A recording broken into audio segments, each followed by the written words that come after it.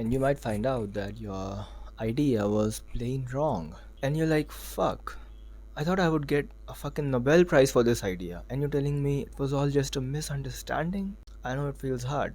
You feel like you're being cheated on, because at the end, all you're left with is just random knowledge about random subjects because you thought you had a brilliant insight or a brilliant idea in that field, and you do have a bunch of knowledge about that field now because of the hard work you did put in to find out if your idea is worth it or not. And when you do find out that your idea wasn't worth it, all you're left with is just a bunch of knowledge about a bunch of different subjects. Now I would share some of my ideas on YouTube. I'd make different videos on each one of them, and you would find out that now obviously most ideas are born out of you just misheard something, you misunderstood something, and now you have like you're thinking completely different from what the speaker or what the book or what the concept intended, and suddenly you have an idea because you connected the dots where the dots weren't meant to be connected. That's how ideas are born. And this is also part of the reason why 90% or 95, 99, even 99% of the ideas would be wrong, because they were a misunderstanding and there were no dots to be connected. But sometimes you don't see that coming. No one sees that coming. That's the whole point of those disruptive ideas. No one sees that coming because there were no dots to be connected. But you did connect random thoughts. You did connect random dots. Someone connected random dots who had a disruptive idea. And that's what brings the change in the world. So what I do want you to take out of this video is, how do I stop getting attached to my ideas and actually start working on them?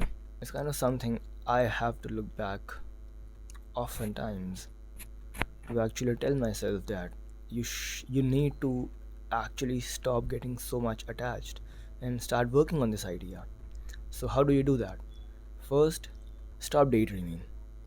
Now go on YouTube. You'll have different resources. You find multiple videos, resources, courses, all of them for free.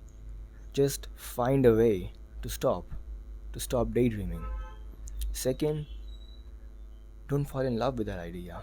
Assume it's wrong. Assume it's gonna fail. You are thinking, I know how it feels. You feel like I worked so hard. I learned so much. So now when I'm proved wrong, all I have is like a bunch of knowledge from a bunch of different topics or a bunch of different subjects. Like, it's so random knowledge I have. What I'm gonna do with that? And that's the point of it. You might think it's useless, but it's not. That is what the the fact that you have different knowledge about different subjects, it is that's what enables you to form connections where there were no connections to be formed.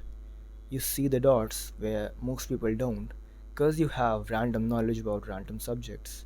That's what makes you better at generating new ideas. So it's not all energy gone to vain. It's still worth it.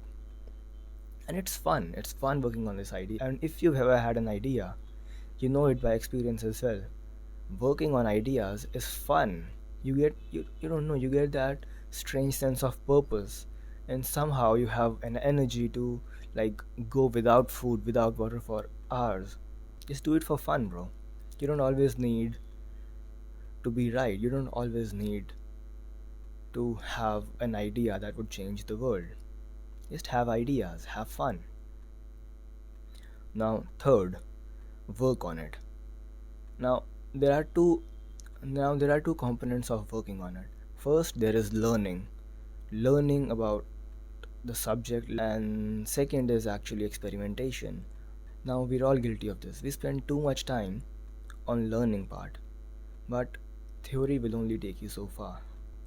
At some point, you have to just experiment in real life, and you can learn as you go. You just need to have some basic knowledge and go on and just do it. If it's a business idea or if it's something related to like engineering or robotics, just buy those components, buy shit, do it. Start experimenting. Stop learning too much.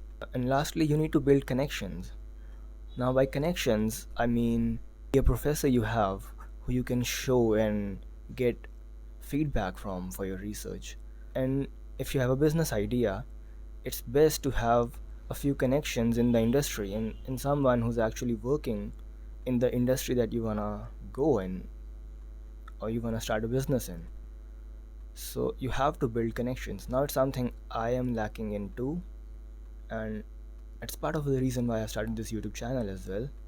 I would give a new idea on how to build connections in maybe a later video down the line. So that's all for this video, guys. I hope you took something from it, and keep thinking, keep having fun.